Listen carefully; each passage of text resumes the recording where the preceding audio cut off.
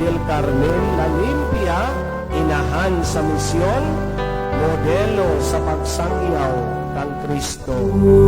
Ulak na putli, Reyna sa Carmen, silaw sa langit, bituon sa dagat, inahang maagho, kanamoy tanaw, mga makamong maluluy, ikaw ang among paglaon.